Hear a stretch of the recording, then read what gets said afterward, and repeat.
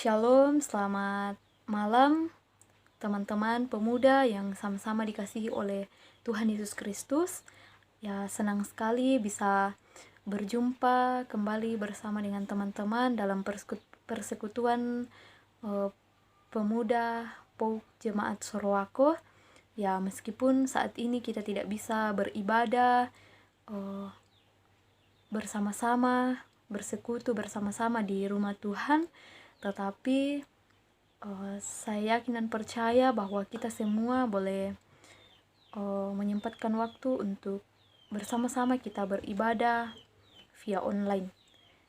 Iya, sebelum kita merenungkan akan kebenaran firman Tuhan, mari kita meminta pertolongan kepada Tuhan Yesus. Kita berdoa. Tuhan Yesus, terima kasih penyertaan Tuhan kepada kami semua dari sepanjang seminggu berlalu. Segala aktivitas kami boleh kami lalui dengan penuh sukacita. Itu semua karena anugerah pertolongan Tuhan yang tidak pernah berhenti dalam kehidupan kami. Ya Tuhan, terima kasih atas waktu dan kesempatan yang Tuhan berikan kepada kami. Saat ini kami anak muda-mudimu akan beribadah bersama via online. Mari Tuhan Engkau terus memberkati kami semua. Saat ini Tuhan, kami mau membaca serta merenungkan akan kebenaran firman Tuhan.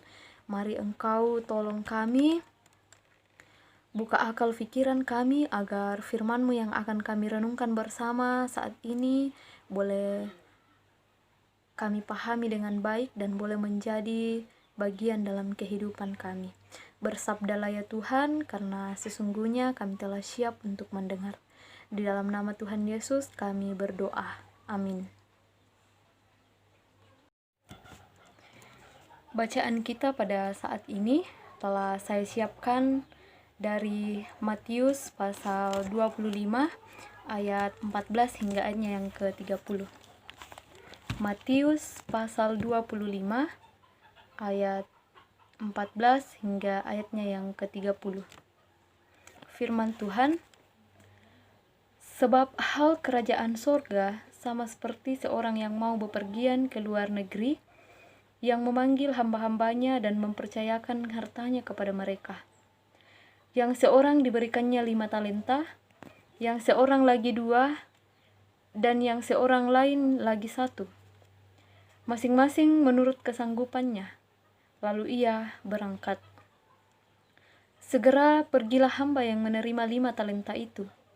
Ia menjalankan uang itu, lalu beroleh laba 5 talenta. Hamba yang menerima 2 talenta itu pun berbuat demikian juga, dan berlaba 2 talenta. Tetapi hamba yang menerima 1 talenta itu pergi dan menggali lubang di dalam tanah, lalu menyembunyikan uang tuannya. Lama sesudah itu, pulanglah tuan hamba-hamba itu, lalu mengadakan perhitungan dengan mereka. Hamba yang menerima 5 talenta itu datang, dan ia membawa laba 5 talenta. Katanya, Tuan, 5 talenta Tuan percayakan kepadaku. Lihat, aku telah beroleh laba 5 talenta. Maka kata tuannya itu kepadanya, baik sekali perbuatanmu itu. Hai hambaku yang baik dan setia, engkau telah setia dalam perkara kecil. Aku akan memberikan kepadamu tanggung jawab dalam perkataan yang besar.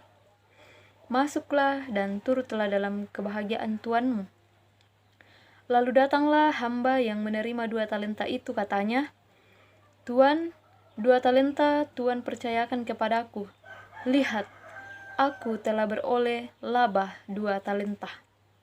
Maka kata tuannya itu kepadanya, baik sekali perbuatanmu itu.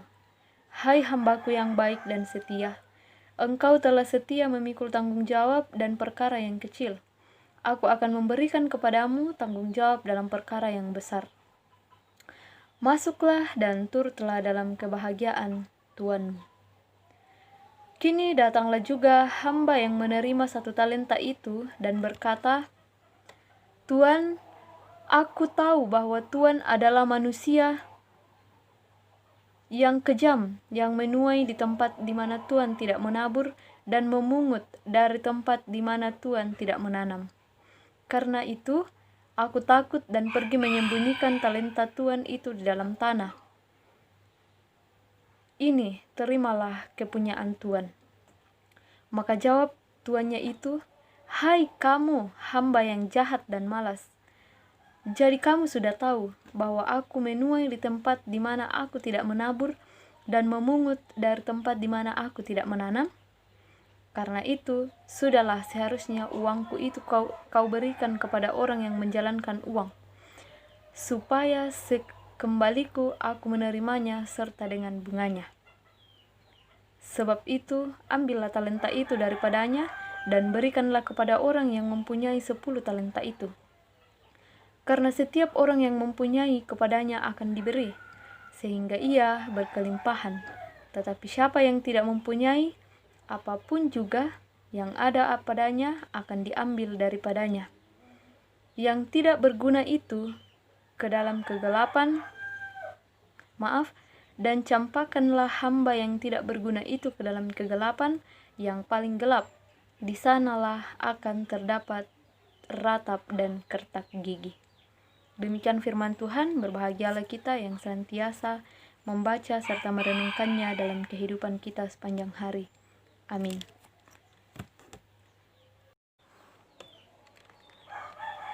Teman-teman, bacaan kita pada saat ini yang terambil dari Injil Matius pasal 25 ayat 14 hingga ayatnya yang ke-30, itu tidak berbicara tentang cara berbisnis yang baik dan benar, ataupun bagaimana mengembangkan harta kekayaan yang dimiliki supaya menghasilkan harta yang berlipat-lipat. Sebagaimana perumpamaan yang berbicara tentang suatu hal dengan mengambil cerita lain. Ya, Tuhan Yesus mengambil perumpamaan tentang talenta untuk berbicara tentang kerajaan sorga.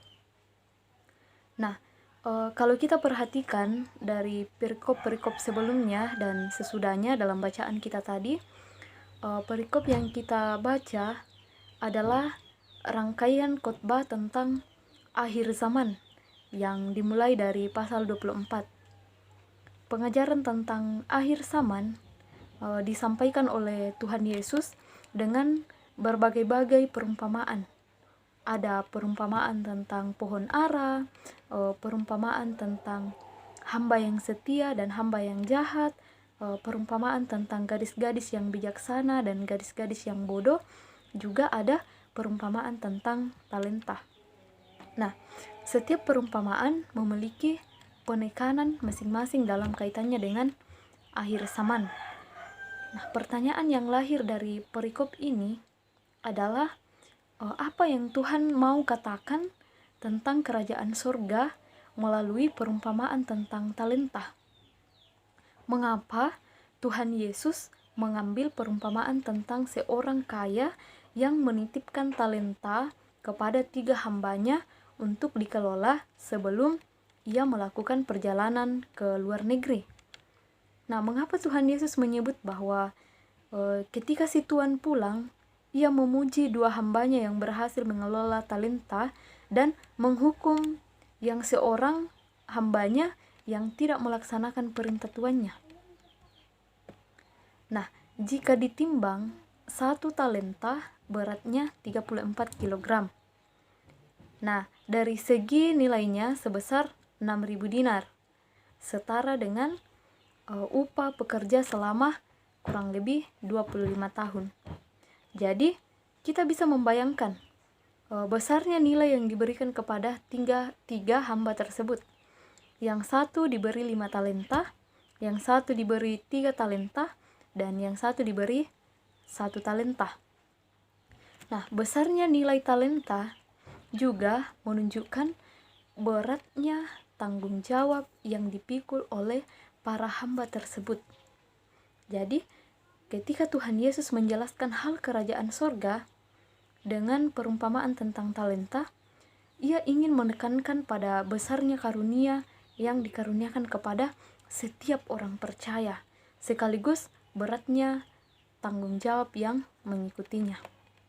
Nah, perumpamaan tentang talenta adalah sebuah perumpamaan yang menggambarkan tentang karya Allah dalam Yesus Kristus. Oleh cinta kasih Allah, setiap orang yang percaya kepada Yesus dikaruniakan status sebagai warga kerajaan sorga.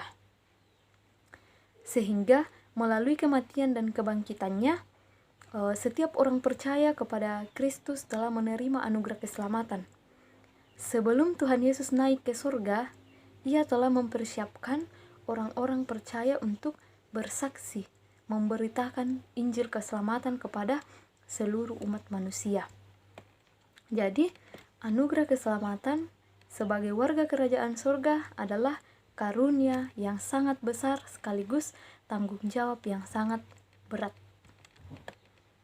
Nah, teman-teman, firman Tuhan ini mengajarkan kepada kita untuk menjadi orang Kristen yang aktif dalam anugerah dan kasih karunia Allah yang menyelamatkan. Sebagai orang Kristen, ketika kita menerima anugerah dari Allah, maka secara otomatis kita berkomitmen untuk melaksanakan amanat memberitakan Injil dalam konteks kehidupan kita masing-masing. Mungkin ada yang mengatakan, untuk apa lagi saya mau memberitakan Injil, sementara di sekeliling saya sudah menjadi orang Kristen. Ya, teman-teman, kita mesti mengingat bahwa memberitakan Injil tidak semata-mata kita mengajak orang menjadi Kristen, tetapi kita menghadirkan tanda-tanda kerajaan Allah di dalam kehidupan. Kita dimampukan untuk mengenal situasi yang ada di sekitar kita, yang selalu memanggil orang percaya untuk mewartakan keselamatan dan mengupayakan kehidupan. Kerusakan lingkungan, kemiskinan, persoalan mental generasi muda, kesenjangan sosial dan ekonomi, kelaparan, dan berbagai persoalan-persoalan sosial di sepanjang peradaban manusia akan selalu menjadi medan pewartaan Injil. Di mana-mana orang-orang percaya harus terlibat aktif di dalamnya. Seorang Kristen yang pasif adalah seorang Kristen yang menyia-nyiakan anugerah Allah dalam dirinya. Sementara seorang Kristen yang aktif adalah seorang Kristen yang merespon kasih karunia Allah dan menjadikan sebagai gaya hidup. Nah, itulah bahan perenungan kita malam hari ini. Semoga firman Tuhan ini boleh mengambil bagian dalam kehidupan kita masing-masing, agar kita bisa menjadi seorang pemuda yang mau memberitakan Injil dimanapun kita berada. Tidak hanya memberitakan Injil seperti sekarang ini saya sedang berkhotbah, tetapi kita memberitakan Injil melalui sikap dan tingkah laku kita dalam bermasyarakat, berjemaat, dan dalam keluarga kita. Ya, demikian firman Tuhan. Terpujilah nama Tuhan Yesus. Amin.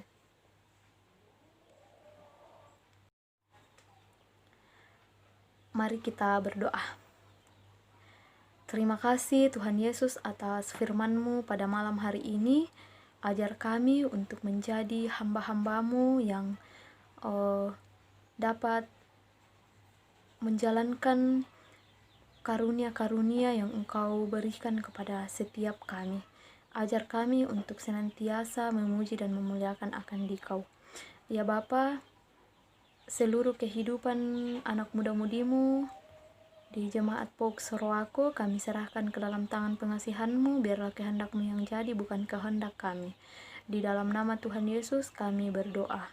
Amin. Demikianlah ibadah kita pada saat ini. Selamat malam dan selamat beristirahat. Tuhan Yesus memberkati.